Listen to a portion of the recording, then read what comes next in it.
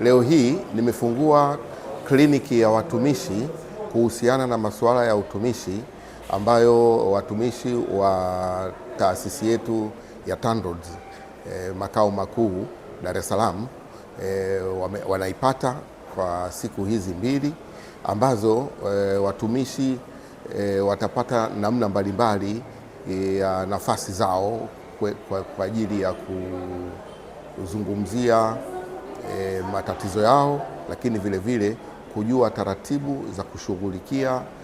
changamoto zao pamoja na kuzielewa kanuni, miongozo na taratibu za katika utumishi. Kliniki hii itatoa nafasi kwa watumishi kujua, lakini vile vile kubadilishana mawazo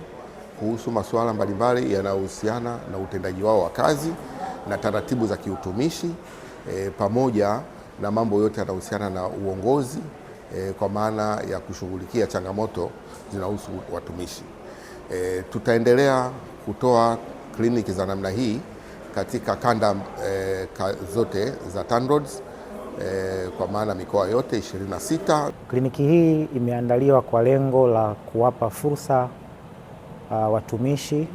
kuwasilisha kero, changamoto, hoja, malalamiko na mapendekezo mbalimbali yanayohusu masuala ya kiutumishi na masuala ya kiutendaji katika maeneo yao ya kazi. Lakini kliniki hii imeandaliwa mahususi kwa dhamira ya kuwajengea uwezo watumishi mbalimbali ya sheria, kanuni na taratibu za usimamizi wa utumishi wa umma, lakini imeandaliwa kwa lengo la kutoa mafunzo kwa watumishi kuhusu haki na wajibu wa watumishi wa umma. Tunashukuru mtendaji mkuu kwa kuanzisha hii kliniki ya watumishi ili iweze kutusaidia sisi ambao tulikuwa hatufahamu haki zetu, stahili zetu na wajibu wetu kama mtumishi kwenye taasisi. Tunashukuru sana meneja wa rasilimali watu kuanzisha hii kliniki pamoja na management yake kutuwezesha sisi wafanyakazi ambao tulikuwa hatujui nini cha kufanya pale unapopata changamoto hasa ukiwa kazini kama kiutendaji na kiutumishi. Katika kliniki hii ninaamini moja kwa moja tutaenda kujua wajibu na taratibu na haki za kila mtumishi wa Wakala Barabara Tanzania, ambayo itakayotusaidia kuondoa migongano na ile hali ya kutokujua haki yako ya msingi katika utendaji wako wa kazi.